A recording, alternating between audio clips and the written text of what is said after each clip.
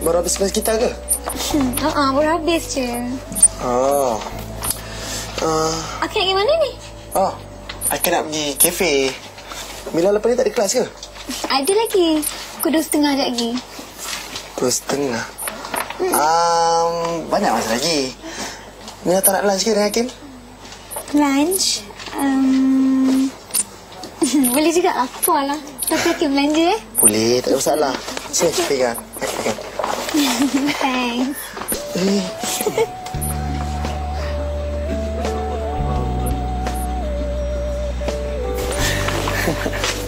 Buat lawak pula, tang lapar ni. Ramai ni kan. Situ ada kosong. Jom.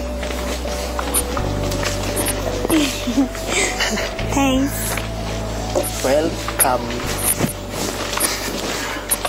Dah penat-penat bawa gitar. Kan tak ada kerusi pula. Romantiknya korang ni. Tengah dating ke? Nadia, bukan dating lah. Nak makan, lapar. Kau berlain lah pula. Tak apalah kalau Nadia tak percaya. Jomlah Hakim, kita makan dekat tempat lah. Alah, itu pun rajuk. Okey. Nak makan apa ni? Apa special hari ni?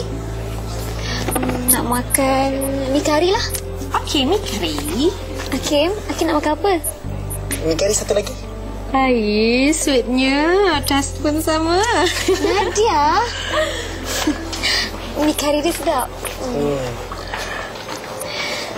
Hakim.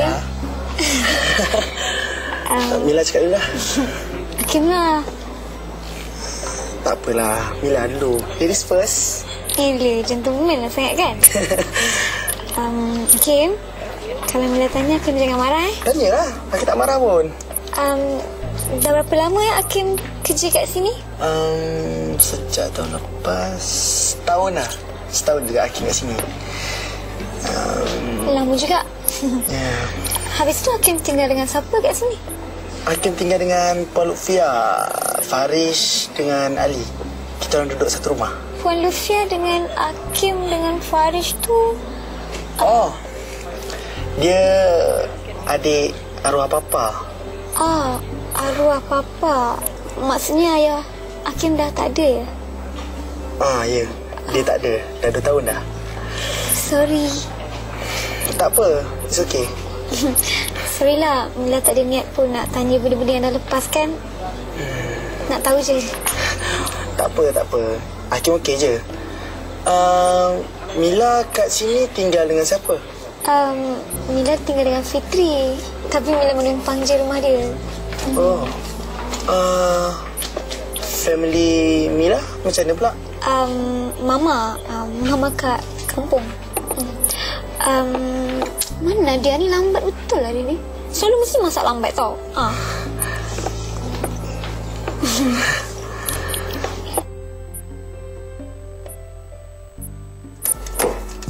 Farish. Ni Lisa. Ada apa? I nak tanya. Keputusan untuk audition tu nanti kita nak umum kat radio ke atau nak tampal je kat papan kenyataan?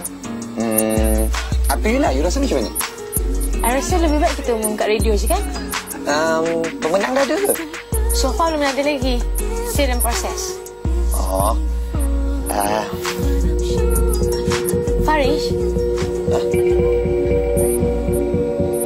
Kenapa? Cakaplah. You perasan tak? Hakim dan Mila tu dah rapat semacam kan? Dia orang cinta Tak tahulah pula. Tapi rasanya tak kot. Kenapa? Tak ada apalah. I tanya je. Okey lah. Dulu Okay. Bye.